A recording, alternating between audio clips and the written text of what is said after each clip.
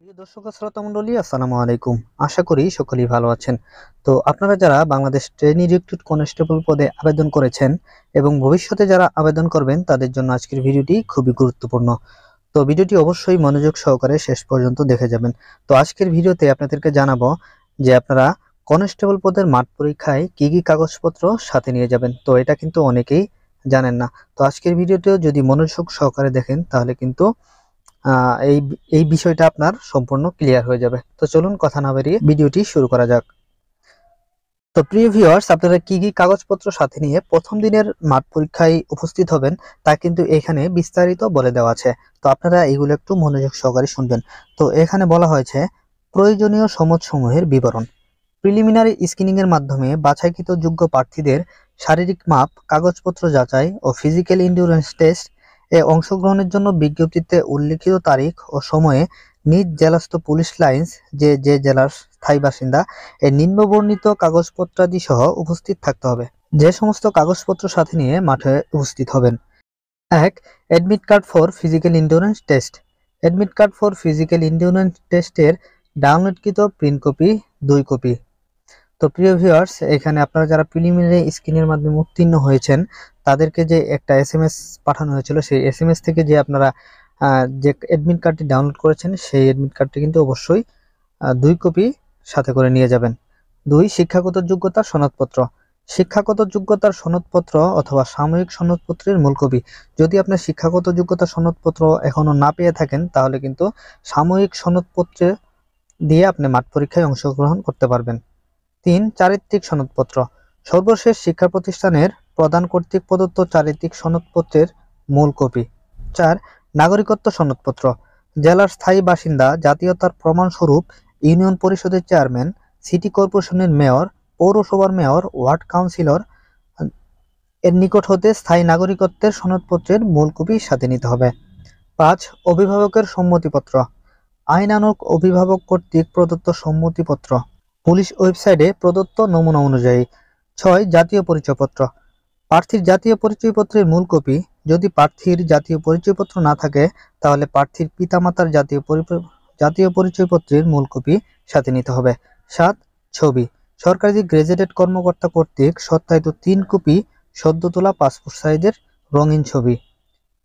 8. মুক্তিযোদ্ধার সন্তান, শহীদ মুক্তিযোদ্ধার সন্তান, মুক্তিযোদ্ধার সন্তানের সন্তানদের ক্ষেত্রে প্রমাণক। মুক্তিযোদ্ধার নাম লাল মুক্তিবার্তায় থাকলে লাল মুক্তিবার্তার সত্যায়িত অনুলিপি। মুক্তিযোদ্ধার নাম যদি ভারতীয় তালিকায় থাকে তাহলে ভারতীয় তালিকার সত্যায়িত অনুলিপি। মুক্তিযোদ্ধার নামে জারিকৃত গেজেটের মূল কপি। 9. মুক্তিযোদ্ধা, শহীদ মুক্তিযোদ্ধার সন্তানের ক্ষেত্রে প্রত্যয়নপত্র। পুলিশ পোষ্যকোটা। কনস্টেবল হতে সর্বোচ্চ সাব ইন্সপেক্টর, সার্জেন্ট, টিএসআই পদমর্যাদার পুলিশ কর্মকর্তার সন্তানগণের পুলিশ পোষ্যকোটার প্রাধিকার প্রাপ্তির ক্ষেত্রে পিতামাতার নাম, পদবি, ভিপি নাম্বার সহ উল্লেখপূর্বক কর্মরত জেলা ইউনিট প্রদান কর্তৃক প্রত্যয়নপত্রের মূল কপি।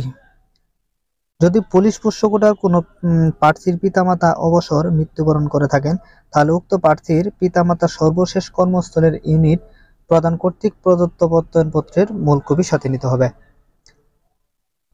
11. আনসার ও ভিডিপি কোটা।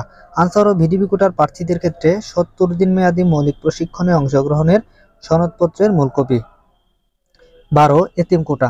এতিম কোটার প্রার্থীদের ক্ষেত্রে সরকারি এতিমখানা ও সরকারি নিবন্ধনপ্রাপ্ত এতিমখানার প্রদান কর্তৃক প্রদত্ত প্রত্যয়নপত্র, প্রশংসাপত্র এবং মূল কপি।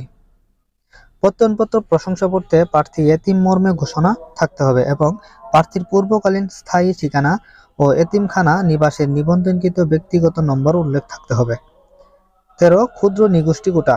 ক্ষুদ্র নিগোষ্ঠী কোটার প্রার্থীদের ক্ষেত্রে প্রমাণস্বরূপ তাদের রাজা, ক্ষুদ্র নিগোষ্ঠী প্রধান অথবা জেলা প্রশাসক, উপজেলা নির্বাহী অফিসার কর্তৃক প্রদত্ত সনদপত্রের মূল কপি। 14. চাকরিজীবী প্রার্থীদের অনুমতিপত্র। যারা চাকরিজীবী প্রার্থী আছেন তাদের জন্য এটা প্রযোজ্য। সরকারি, আধা সরকারি, স্বায়ত্তশাসিত সংস্থায় চাকরিরত প্রার্থীদের ক্ষেত্রে আবশ্যিকভাবে যথাযথ কর্তৃপক্ষের অনুমতিপত্র নিয়ে আসতে হবে। তো প্রিয় ভিউয়ার্স, আমি আবারও আপনাদেরকে একটু সংক্ষিপ্ত আকারে বলে দিচ্ছি যে আপনারা কি কি কাগজপত্র অবশ্যই মাঠে নিয়ে যাবেন।